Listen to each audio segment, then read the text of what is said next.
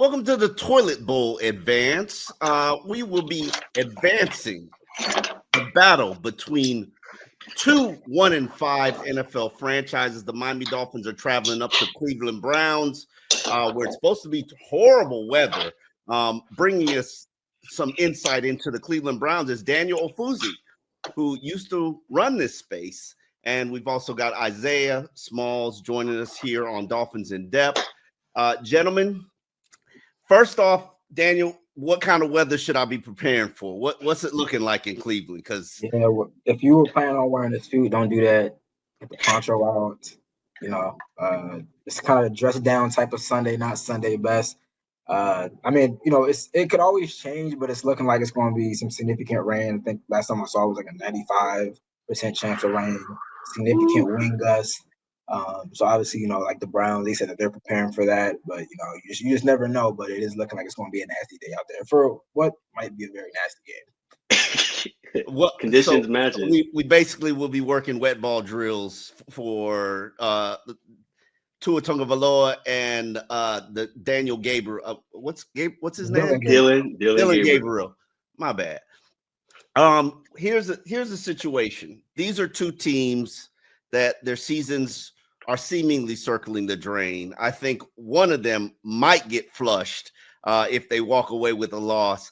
How unstable are things in Cleveland?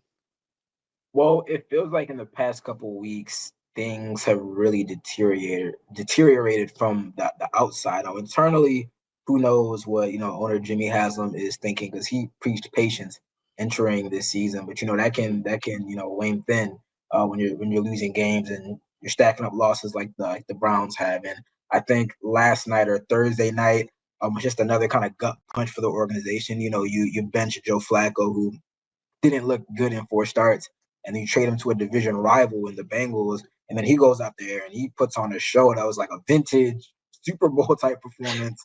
And beating the Steelers, days after the head coach of the Steelers, Mike Tomlin, like pretty much called out the GM and Andrew Berry for trading Joe Flacco. Like it's just the vibes are at an all-time low right now.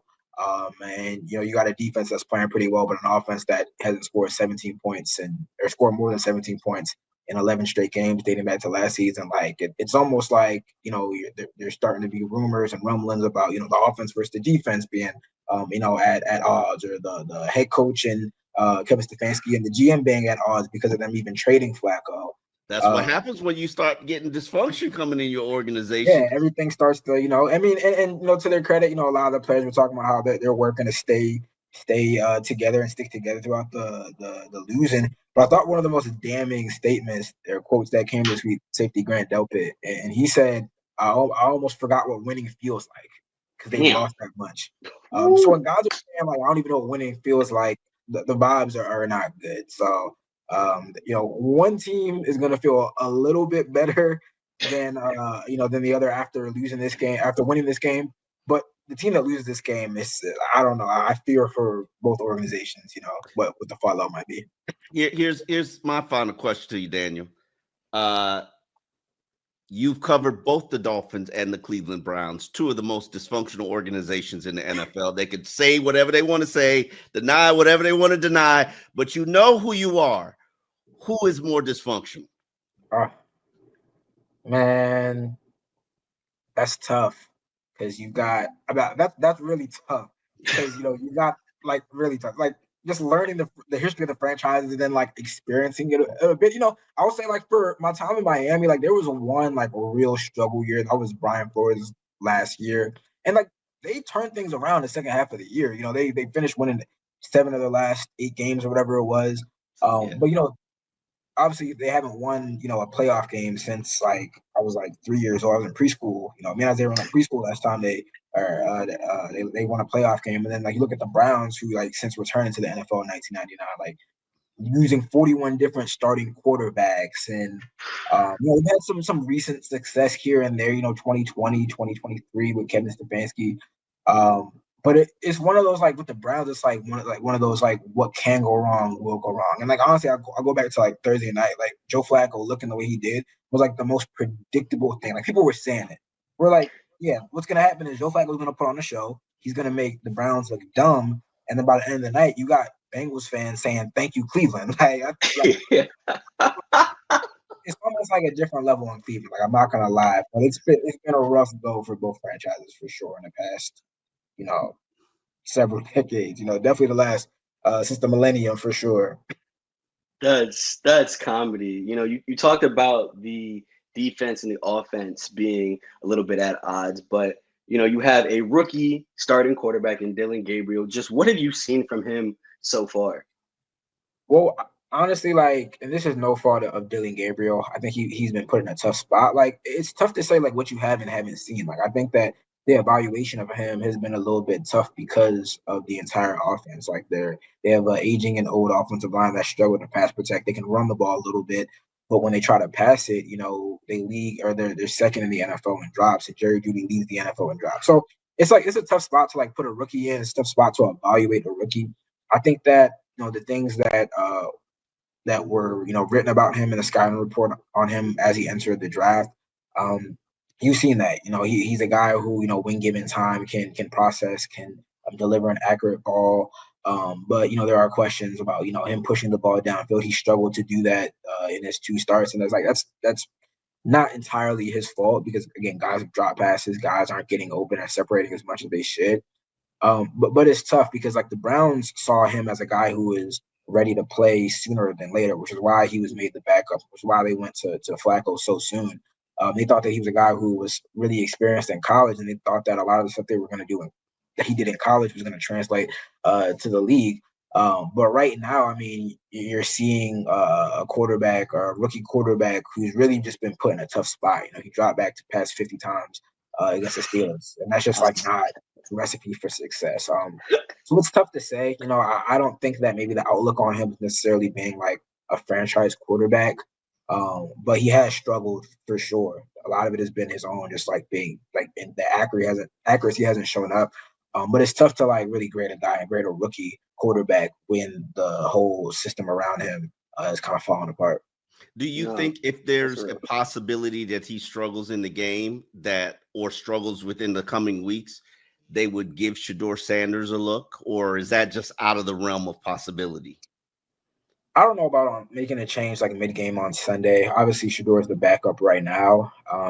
But I think that even when Joe was struggling, Joe was turning the ball over. He turned the ball over 8 times, in his 4 starts. Stefanski never pulled him out. He never made that change. I think that it'd take some really significant struggles to maybe make that change. And even then, I think that Stefanski would give the rookie, hit that rookie a little more leeway, a little more of a leash, and let him try to play through those issues. Because again, it's just his 3rd start. No, I feel that it's interesting though because 2 of the aspects that are rather strong with the Browns from an offensive standpoint, Fannin looked good last week. Judkins has looked pretty solid as a running back. Those are 2 areas that this Dolphins defense somewhat struggles in, right? They can't stop the run, and they've allowed tight ends. It doesn't matter really who's been out there, but the tight ends have kind of killed them a little bit. So I'm curious, how do you see Harold Fannin Jr., affecting this matchup on Sunday, as well as Judkins as well? How do you see him? I mean, he could have a career day against this struggling Dolphins defense. Yeah, I mean, I think it's really dependent on just how bad this weather is. Because if it's raining and especially the wind too, if the wind is impacting the game, it might be, you would think hey, Stefanski might be forced to run the ball. He didn't run the ball a lot against the Steelers, and even Myles Garrett was saying I wish we ran the ball more. We stuck to the run, but he might be forced to do that, and it wouldn't be. I mean, it's not it'd be a bad game plan anyway, with the struggles of the Dolphins' run defense and the run game being the strength of the Browns' offense. But as far as the passing game, yeah, I mean, when they drafted Harold Fannin, the GM Andrew Berry called him the queen on the chessboard because they thought that he could play everywhere. And he's literally logged snaps at every snap. He's been out wide, he's been in the slot, he's been detached, he's been a tight end on the line. He's even taking a wildcat snap. So they really put him everywhere on the field. But obviously he's a guy that just makes plays. He's not the fastest, he's not the shiftiest, but he just has a knack for getting open, and he's really, really tough to bring down. Even with David Njoku, who's obviously out for this game, even with him being the starting tight end, they use scroll personnel like on 50% of the plays. So Fannin is essentially a starter, and they find a lot of ways to get him the ball. So if the weather like allows it, yeah, I'd expect him to get a ton of targets, especially with Njoku now ruled out with that knee injury. It'll be interesting to see how the Dolphins play defensively against their two tight end sets, because Miami has everybody is running two tight end sets against the Dolphins and just pounding them. That's the game plan to play Miami. Anthony Weaver's defense is ranked 30th in the NFL heading into this game. And here's Anthony Weaver, the Dolphins defensive coordinator, addressing his struggles and the team's present challenges. I've told you guys this before, like, I work in service, right? And I've been doing this a long time, and I don't do it because I want to be a head coach. I don't do it because I want to make money. I do it because I want to help players, and I want to win, right? I want to win. This game ultimately is about winning. So how I'm doing, I've been better. I've been better. I'm a little edgy, but I told the guys on Wednesday that when you're in this situation, it's going to involve courage and character, right? That's what it's about. And I need them to show that. And that in these situations, what happens is that you have these battles against yourself where you're trying to make sure you're not losing habits. You're not pointing the finger. You're pulling the thumb. You're making sure you're not taking shortcuts, right? Because obviously that'll result in losses too. But if you can't win these battles against yourself, I don't know how the heck you win the battle against somebody else. So that's what we're trying to do every day. I'm trying to do my best to make sure I remain a lighthouse in the storm, right? Keep trying to do the next right thing. Get these guys to play as hard, as physical, as fast as they can. And inevitably the score will take care of itself. We got to find a way to win these games in the fourth. I think we've lost 4 games, 4 of our 5 losses come in the fourth quarter. And I've always thought that pressure reveals habits. So until we've had enough training where those mistakes don't happen in critical situations, the results won't change. Now, what I can promise you is, to a man, everybody in this organization is committed to that.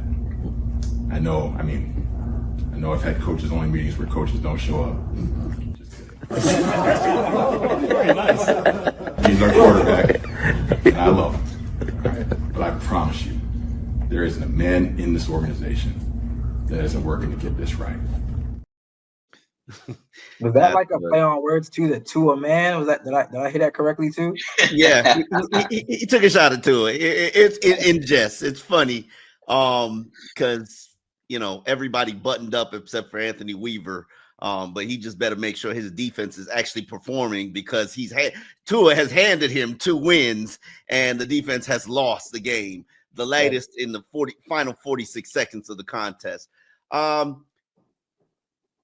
I think whoever wins this game will continue on with their season and have a little bit of life.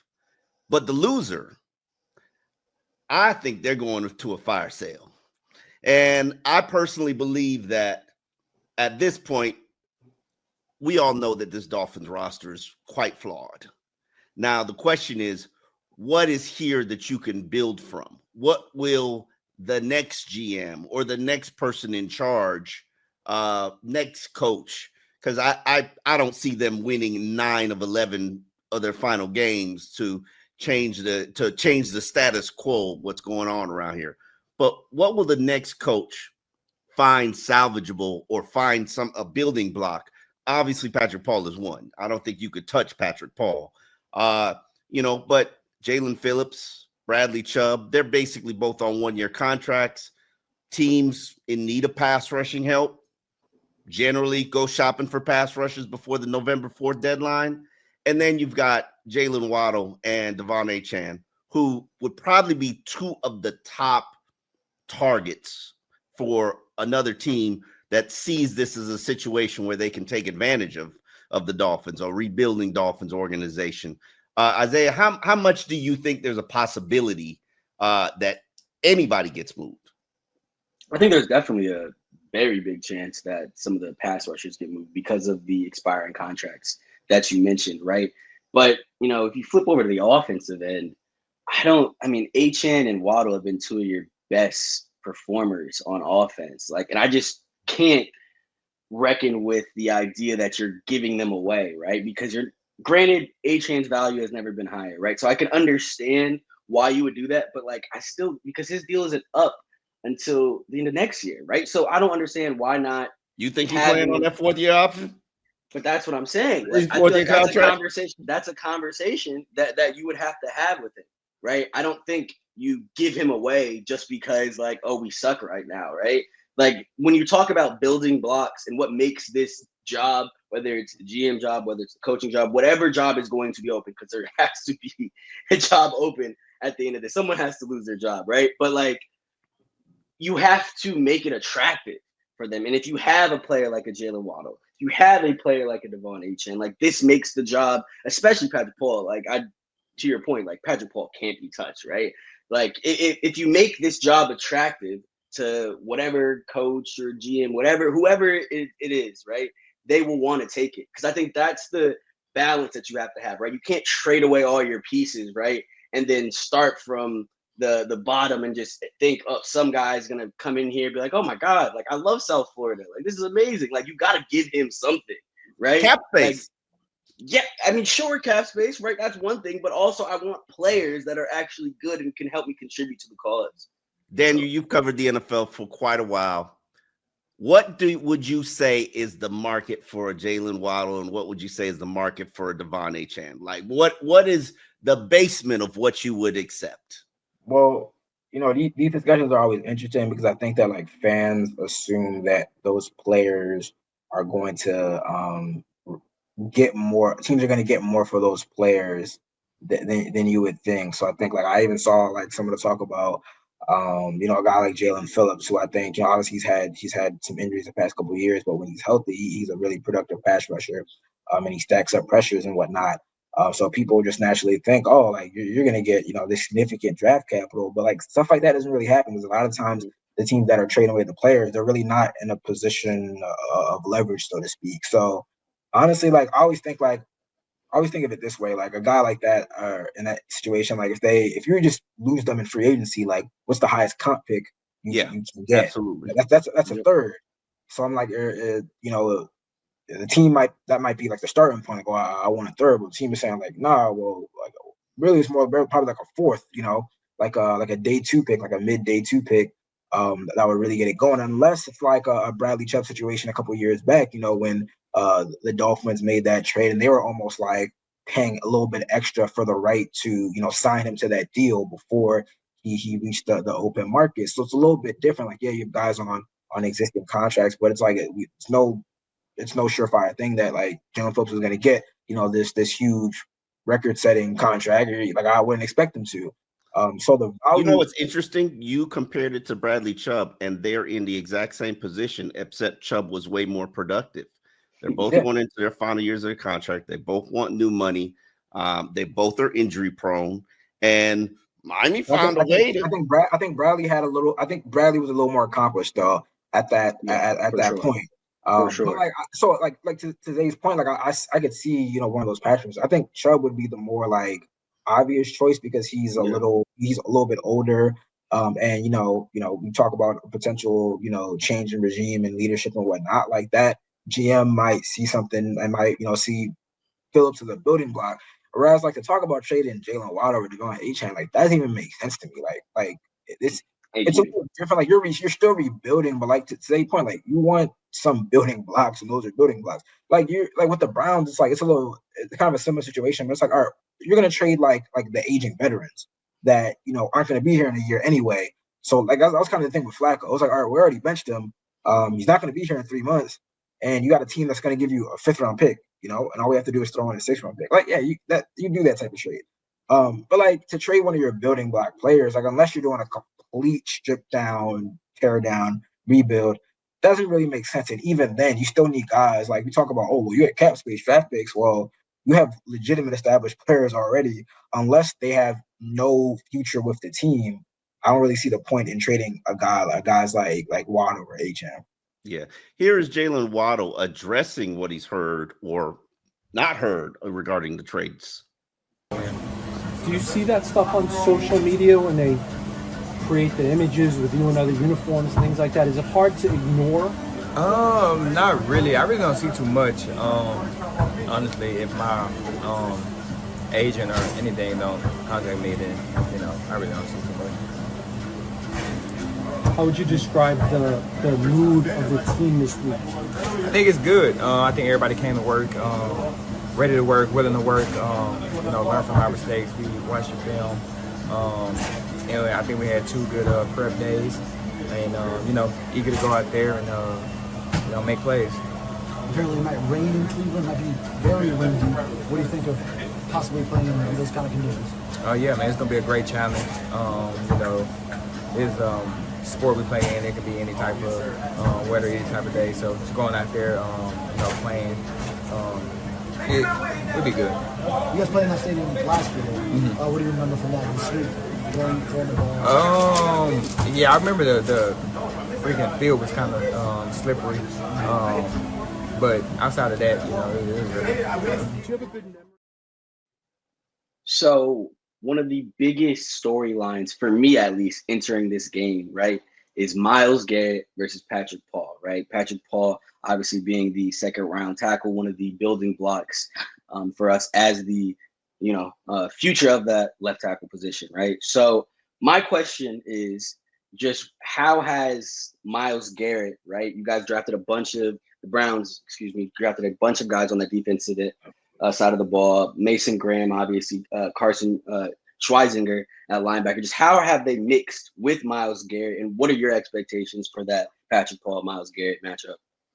Yeah, well, the interesting thing about this past offseason was that the Browns kind of revamped their defense and their defensive line, particularly to take advantage of the extra attention that Myles Garrett sees as a pass rusher with all the double teams and the chips that he gets. So, like, remember they traded back from the number 2 pick to number 5 to get an extra first-round pick. They didn't take Travis Hunter, and they got Mason Graham, the defensive tackle from Michigan, and they viewed him as like a perfect fit for the defense.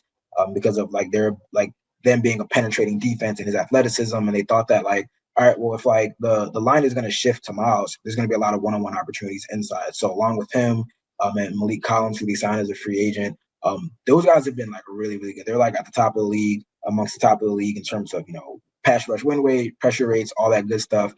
Mason Graham is actually questionable to play because of a knee injury that popped up. But they might get, their second-round pick from last year might call back from a knee injury. So either way, they're going to have a lot of guys that they rotate, all on that defensive line. It's really with the knowledge and the understanding that all right, well, Myles is going to do what Myles does, but at times he's just going to get kind of phased out of the defense because of the extra attention that he gets. So that's going to be an interesting matchup. Obviously, I expect those chips. I expect those double teams. But really, then it comes down to, can the guys on the inside and on the opposite side of the defensive line take advantage of that? Yeah. A question for you. Does Myles always line up against the left tackle, or do they move him around to try to take advantage of matchups? Because to me, it would make sense that you put him against Bourne. Well, yeah, he's primarily on the left side, across from the left tackle, the right defensive end side. But sometimes they do move him around, and they'll stunt him inside. He's actually talking about that recently. Just a couple hours ago, we spoke to him about how teams are getting the ball out so quickly, and he's seeing so much attention. He's double teamed on a third of his pass rushes. So he hasn't had a sack in 3 games in part because of that. So he was talking about, hey, we got to do some things to free me up and get me some easier matchups. So look out for that. They could potentially put him on the right side and put him on the inside a little bit, just so they can give him some cleaner matchups. So that'll be something to watch for sure. I would have him as an elephant walking around, just picking where he wants to rush. Hey, I don't know how you play that. I know you see the crossover. You did the crossover on the interior lineman. They'll just have him move around like that sometimes. So he said it, and they kind of caught up the staff a little bit, saying hey, we got to do some things to free me up. So I wouldn't be surprised if they switch it up a little bit. That Jonah Savaiinaya versus Myles Garrett matchup might be very, very scary. Oh my God. Wow. I don't think I'm prepared for that. Ricky got to go through it, man. He's almost at the point. He's got to go through it. They're going to attack you, just like Cleveland's probably going to attack Kenneth Grant. This is what teams do. They game plan for what your weaknesses are, and they go after it. And the Dolphins, Yeah, I think you'll see a lot of Tua shifting the pocket, moving out of Myles Garrett's direction. Yeah. But obviously the weather element, how much of a factor is that going to be? I think Tua's last wet ball game was 2020 against Tennessee. I remember that. I was there for that game. Oh, that was bad. That was bad. Ball slipped right out of his hands. Couldn't really push the ball downfield. But the interesting thing about it real quick is that the offense, from the first iteration of McDaniel to now, was shifted. So it's not like they're pushing the ball a ton downfield anyway. They're throwing a bunch of screens and check downs and hitting an H-hand in the flat. And that's really what has been to the detriment of the Browns, defense. Teams are getting the ball out so quickly in that manner. So I think that the wind and the weather might not impact the Dolphins as much as you would think, because they've shifted the offense and they're not pushing the ball downfield like they used to in years past. Oh, that's a good point. Okay. All right. Well, I think it's time for score predictions. Correct? Have we reached that point of the show? I'm gonna go with you first. Yeah. Let me go first, because I think this is probably the last time that I will predict the Dolphins to win. 27-20. No, that's too many points. I was like, oh, yes, way past the over. Yeah, 17-13. Yeah, that's way too many points. Now you might get some running lanes. We don't know how Devon Achane runs on wet turf. So it'll be interesting to see what happens. However, an embarrassing performance, I'm going to predict a firing. Somebody has got to go. So 17-13. I was trying to find the score. Okay, that's it. Okay. All right. Go ahead. Damn. Yeah, I kind of wrestle back and forth with this. I think the weather plays into the Browns' advantage a little bit more because of their ability to run the ball and whatnot. But I don't think a lot of points are going to be scored. I'm saying 16-13 Browns just for the strength, just on the strength of them being at home. But I don't even know. That might be too many points. I don't think in it at all. Nothing would surprise me at this point. No, I feel you. I'm gonna go 17-16 Dolphins.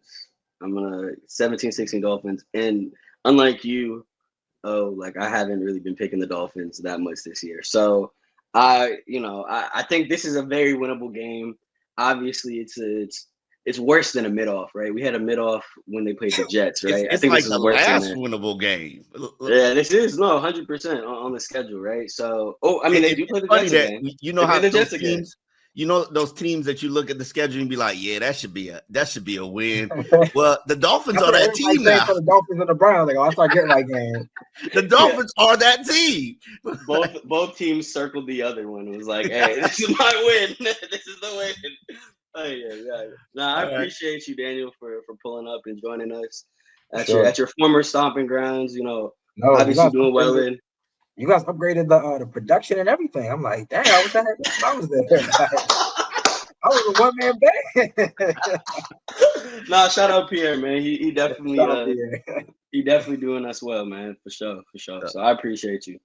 Yeah. All right, guys, we appreciate it. We will be back on Dolphins in Depth on Monday after the game, unless something happens.